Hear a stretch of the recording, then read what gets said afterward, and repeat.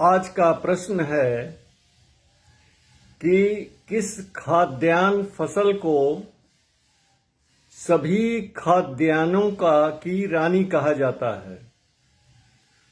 Which cereal crop is called Queen of Cereals?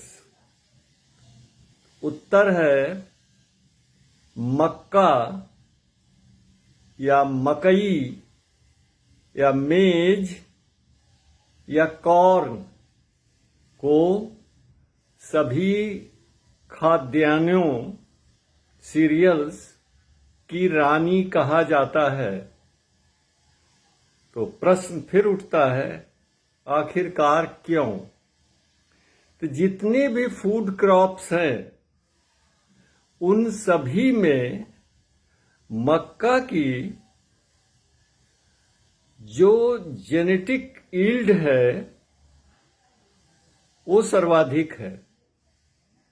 Genetic yield आनुवंशिक उपज। तो इस दूसरा कारण यह है कि मक्का एक ऐसी फसल है जो ट्रॉपिकल, सब ट्रॉपिकल और टेम्परेट रीजन्स में विश्व के अधिकांश भागों में उगाई जाती है। मक्का कनाडा में भी होता है। मक्का यूरोप में, मैंने खुद हॉलैंड में, नीदरलैंड्स में मक्का की खेती देखी है स्वयं। और भारत को लीजिए, अपने देश को, तो हमारे यहाँ मक्का जम्मू और कश्मीर से लेकर दक्षिण में केरल और तमिलनाडु तक, पश्चिम में राजस्थान से लेके पूर्व में अरुणाचल प्रदेश तक मक्का की खेती की जाती है। और मक्के का उपयोग जो होता है सभी फसलों के उपयोग से सर्वाधिक होता है। जैसे मक्के को मानव खाद्य पदार्थ के रूप में भी प्रयोग किया जाता है, as human food, animal feed, यानी जंतुओं, जानवरों के खाने की चीज के रूप में प्रयोग किया जाता है। अब इनको भी कैटेगराइज कर लीजिए तो एनिमल फीड को हम कहें कैटिल फीड, यानी जिसमें भैंस और गायों को मक्का खिला करके दूध का उत्पादन किया जाता है, यानी डेयरी में भी इसका उपयोग होता है। मुर्गी चारा के रूप में भी मक्के का उपयोग होता है, इसलिए पोल्ट्री इंडस्ट्री में भी इसका उपयोग होता है। और तो और ये उद्योगों के विभिन्न उत्पादों में मक्के का उपयोग होता है, जैसे स्टार्च बनाने में, प्रोटीन बनाने में, तेल ऑयल बनाने में, और जैविक ईंधन बायोफ्यूल बनाने में, जैसे इथेनॉल है। और साहब, अल्कोहलिक बेवरेज के रूप में भी इसका उपयोग किया जाता है, यानी दारू या शराब के निर्माण में भी मक्के का उपयोग होता है। और इसके पौधे को चारा के रूप में उपयोग किया जाता है, एज फॉडर उपयोग किया जाता है। तो इसका मतलब यह है कि मक्का is a universal crop. That is why maize is called as queen of cereals. अब देखिए, भारत को लेते हैं अगर आप, तो मक्के का प्रदेश जो है मक्का उत्पादन के प्रदेश जो हैं उनको दो भागों में बांटते हैं, ट्रेडिशनल रीजन्स और नॉन ट्रेडिशनल रीजन। यानी ट्रेडिशनल रीजन जो है वो बहुत पहले से जहां पर मक्का की खेती होती रही है, जैसे उत्तर प्रदेश, बिहार, मध्य प्रदेश, महाराष्ट्र, राजस्थान, पंजाब आदि, ये ट्रेडिशनल मेज ग्रोविंग रीजन्स हैं। लेकिन हाल के दिनों में मक्के के बढ़ते हुए उपयोग और उसके कॉमर्शियल वैल्यू, आर्थिक महत्व को देखते हुए मक्के की खेती का उत्पादन बढ़ता जा रहा है दक्षिणी भारत में।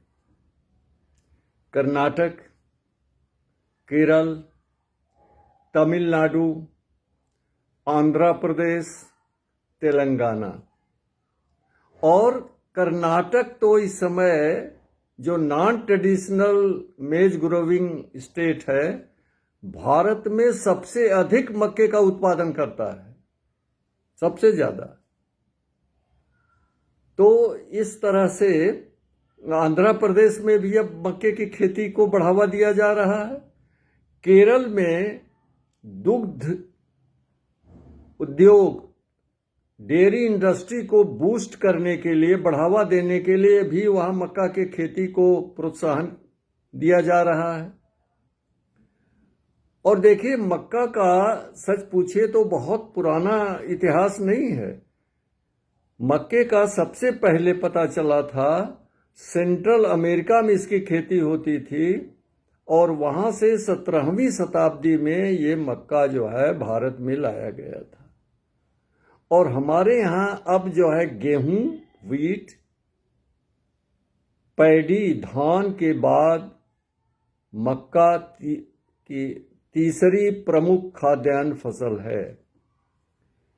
यानी maize has a third place after paddy and rice, paddy and wheat. Rice और पैडी तो एक ही चीज है, paddy and wheat as cereal crop.